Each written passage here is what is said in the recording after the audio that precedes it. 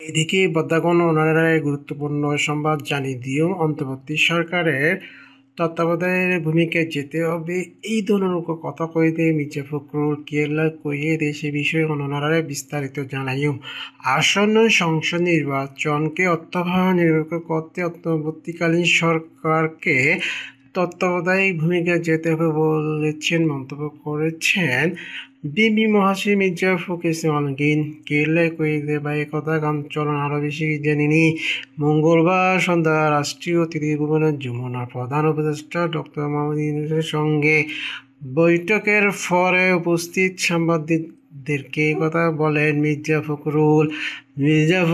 আরও বলেন, নির্বাচনের আগে প্রশাসন যে নিরপেক্ষ হবে জনগণকে তার ধারণা প্রয়োজন। সচিবালয় যাদের চিহ্নিত ফেসিড দোষী বলা হয় তাদের সরানোর দাবি জানিয়েছেন মির্জা ফখরুল। আরও কইয়ে সরকার মধ্যে দলীয় লোক থেকে থাকলে তাদের সরিয়ে দেওয়ার অনুরোধ জানিয়েছে প্রধান উপদেষ্টাকে।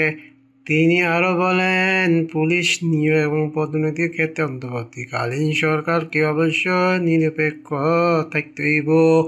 প্রশাসন ও আইনশৃঙ্খলা রক্ষাকারী বাহিনী যদি নিরপেক্ষ না থাকে তবে সুষ্ঠু নির্বাচন সম্ভব নয় বলে মির্জা ফখরুল মনে করেন। বদ্দাগণ এর আগে সন্ধ্যা 6টার পর রাষ্ট্রীয় অতিথি ভবনে যমুনার প্রধান উপদেষ্টার বাসভবনে এই বৈঠক বসে বিএনপি প্রতিনিধি দলের সাথে বিস্তারিত আলোচনা হয়ে দেয় আগামী বছর অর্থাৎ 2026 সালে ফেব্রুয়ারিতে যে নির্বাচন হবে সেই নির্বাচন নিয়ে বিভিন্ন কথাবার্তা হয়ে মির্জা ফখরুল লগে আছিল আমির খুরশি মাহমুদ চৌধুরী এবং সালাউদ্দিন আহমেদ।